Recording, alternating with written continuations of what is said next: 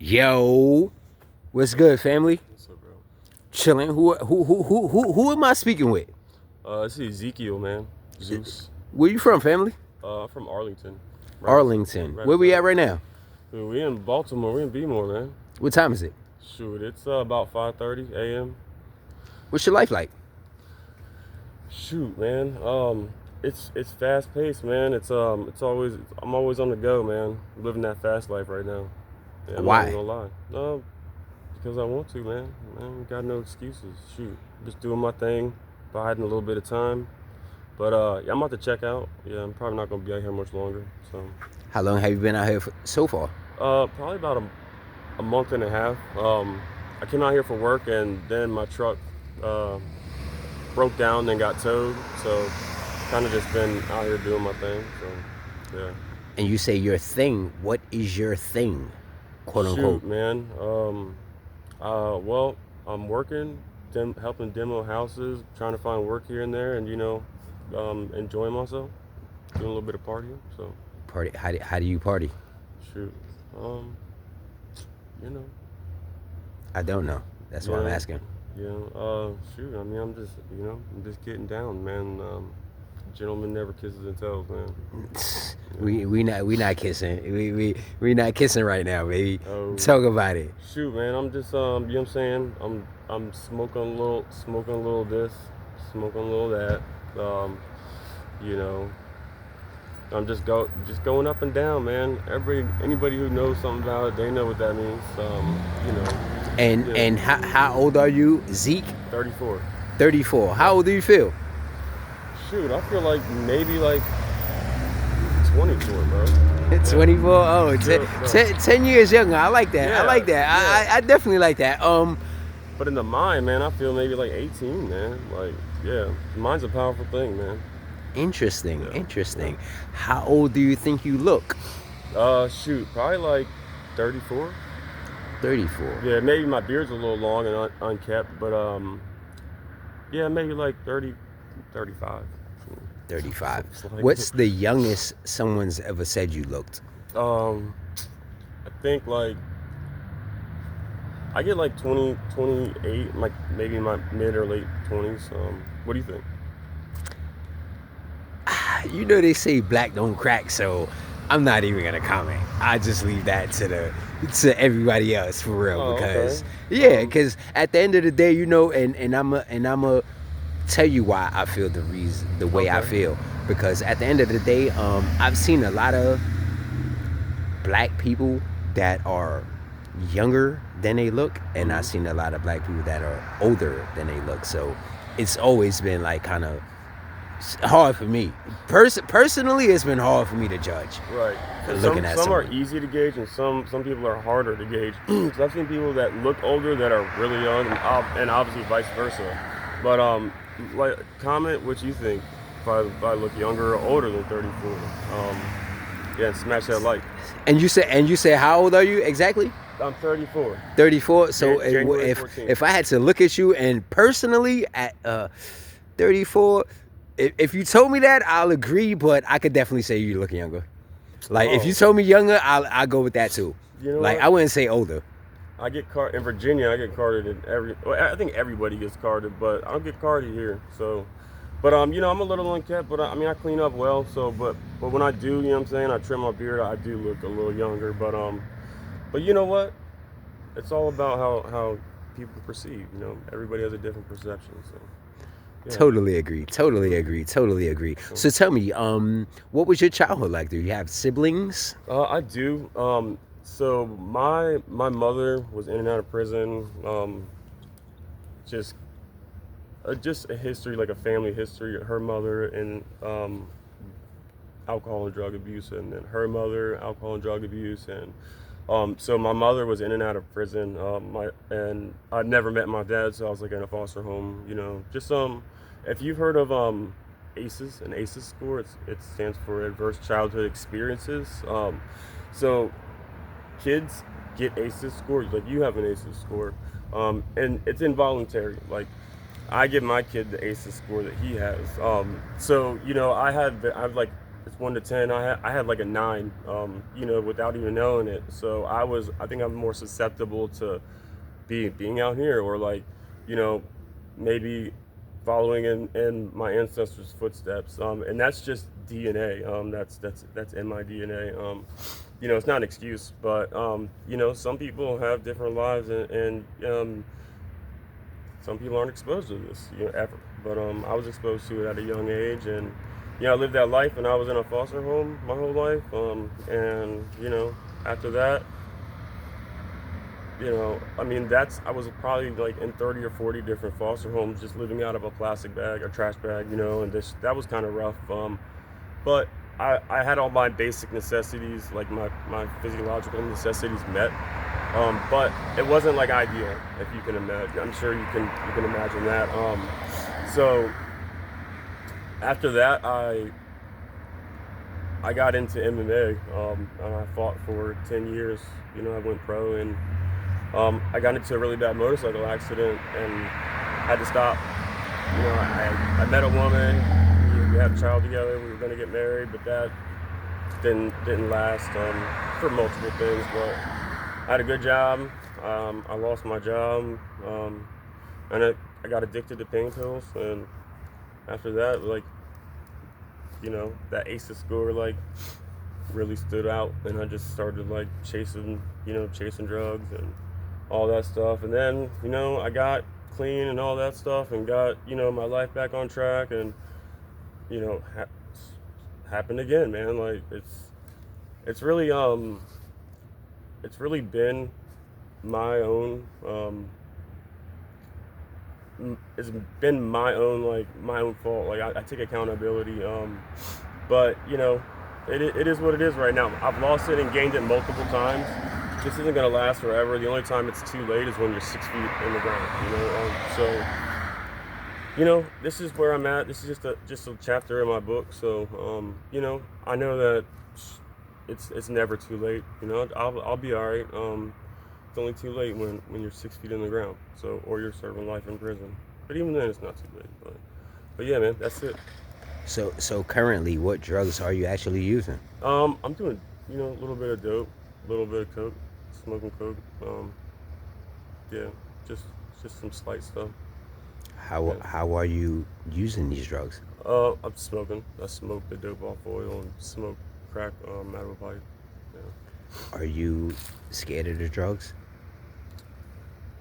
I think the drugs are scared of me. 'Cause I'm out here like, yeah, going hard. Just kidding. No, I'm not. You know, shoot, people that die or OD out here. That's the stuff that people chase because it's value for your money, for real. That's what that's what it's all about. Out here getting high. How much do you spend on drugs daily? Shoot. So if I make $100 a day, I'm spending like 60. Yeah, at least, maybe more sometimes. And Yeah, that's between both drugs? yeah, between both drugs. Yeah. Yep. Is that to feel high or is that to feel well? Well, both. So the initial, like it's called out of the gate. The one out the gate is to feel well. After that, I guess it's to maintain the wellness. But like I try to get high. For some reason I feel like I have like not just a high tolerance, but like a strong like mental capacity, and like I don't like feel like I don't know if I could feel like sometimes the stuff out here is like decaf, and I see people like nodding out like zombie on the street, and I'm like, I just did the same stuff as you. Like, how are you like that? We did the same amount. But some people are different. Have you ever overdosed? Yeah, I have. Yeah. What was that experience like?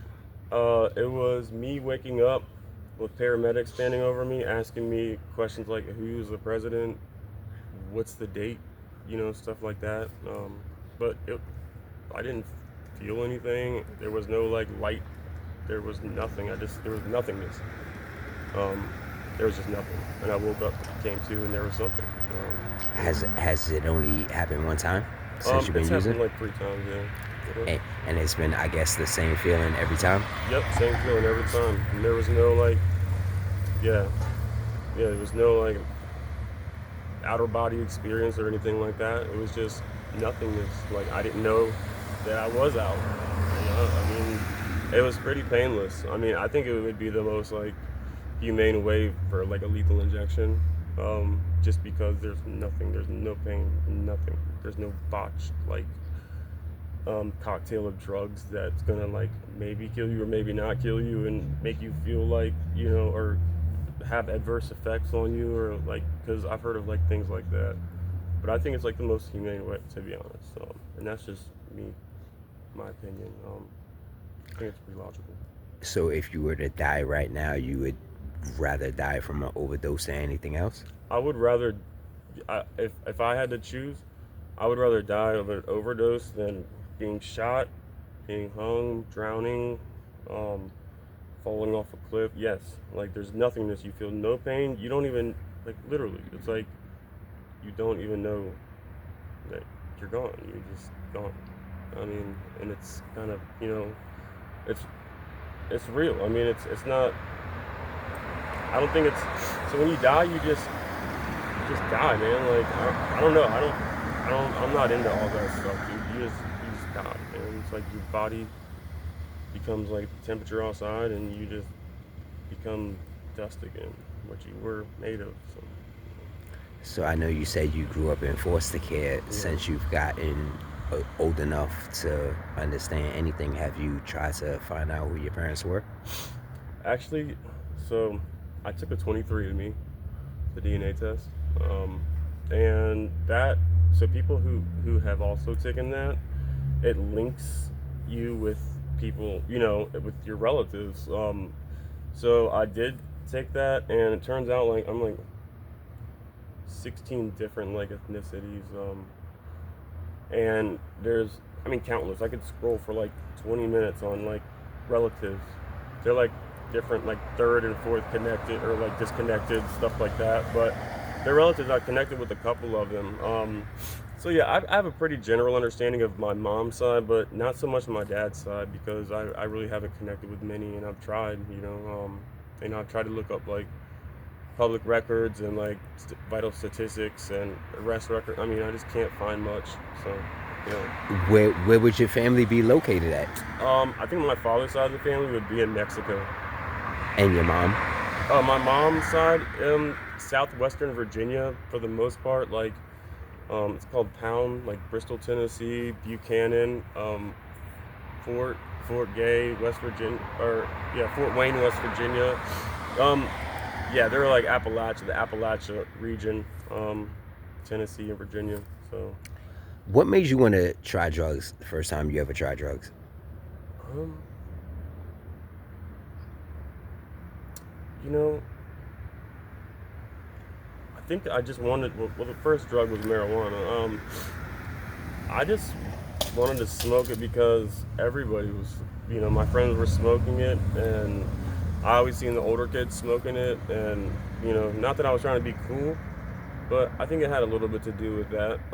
Not really so much like I wanted, like I needed like to cope, like I needed that to cope with something because when I got high the first time, I was like trying to like shake it. I was, I didn't want to be high anymore, but yeah, I think that was it. And a lot of like the harder drug use and experimentation, like was that as well. Like, um, I was with like this girl that she was dancing like a stripper, and I was she was like using it and doing like Roxy's, and I don't know. I didn't really have a reason to do it. I just did it, and everything, the dominoes just stacked, and so yeah. Since you've been using hardcore drugs, how long has it been? Since I've been using, Hardcore drugs. so I think I was 28 when I started like really like using. Yeah, like habitually 28. And how many years or months or days or weeks have you had clean since then? I was just clean for 10 and a half months. I've been out here for like I said a month and a half, but before that I was clean for 10 and a half months. For that ten Hello. and a half months, what inspired you to be clean? Um, I was just, dude, I was just sick and tired of, living that life. And I wanted to get my shit straight. I have two children. That inspired me. But I think what inspired me most is I just wanted something different. You know, I just I just know that that's not the life that I want, and that's not the life I want now.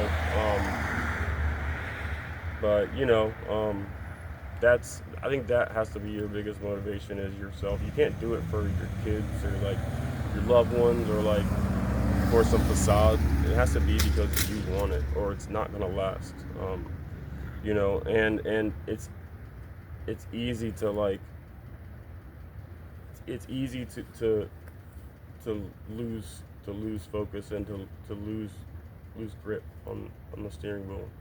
Very easy. And yeah, man. I know what I did wrong, and I know why what led me down to relapse. And I just I gotta go back and man and learn from my mistakes. It's just at this point, I don't know what tomorrow holds, but at this point, I think I'm just lucky so far that I'm able to like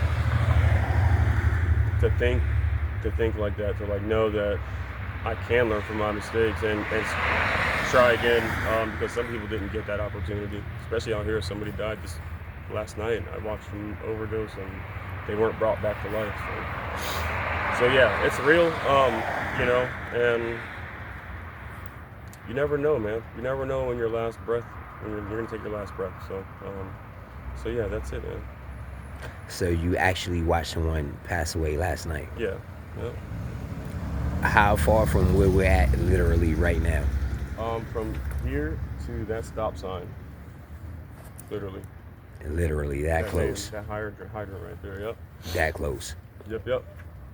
So with that being said, how much longer do you see yourself being on drugs? Period. Not just being out here, but actually on drugs. If I answered that, that would be me say, that would be me having like, I guess, exhibiting complacency, and I can't tell you that I'm gonna stop forever because then that's like that'd be a lie because I don't know what's gonna happen forever.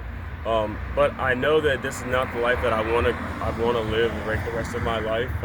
And I don't foresee myself being out here like I'm thinking like 2 weeks. I'm waiting to get into this program. So, um,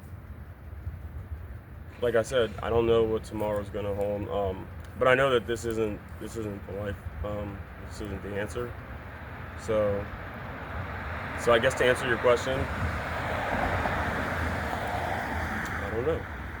I don't know. I'm just gonna be honest. If you could go back to when you never used drugs, the first night you decided to use drugs, you knowing you like no one else knows you, what could someone have told you to make you never touch drugs a day in your life? That's a good question, but it's hard to answer because by that point, nobody could really tell me anything that I hadn't already experienced or known about drugs. You know, I had to learn it my own way because it already affected my life, my childhood, um, all of that. So like, other than like the actual putting my feet in those shoes, I had already experienced it secondhand. So I guess somebody could have told me.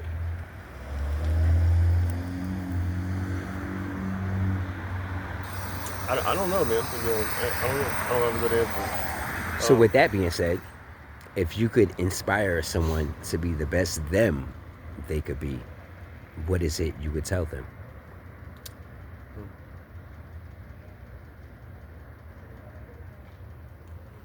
Let me think, man. I would say,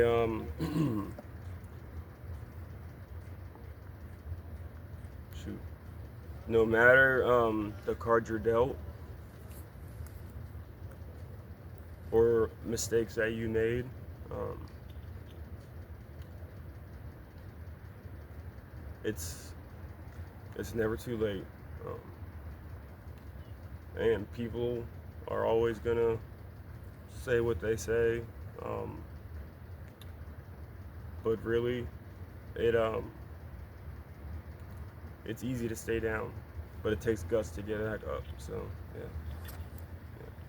That's what's up. And your name again, family? Ezekiel. Ezekiel. Yep. If somebody wanted to reach out to you to give you some type of help, how could they do that? Shoot. Let me think. Yeah, I'm on the phone right now. I'm trying to think. You know, I do have a Facebook. Facebook is dude, I don't even know my handle. It's EZIEKIEL Noriega NORIEGA. Um, there's not really many. Yeah, just look me up. Um, yeah, DM me. I Yeah, like man. that. I like that, Zeke. Yeah, I thank you for your time. no problem, man. I Thanks. thank you for your energy, Yep. and most importantly, I thank you for your honesty. We definitely praying for you, family. Thank Appreciate you you, man. again.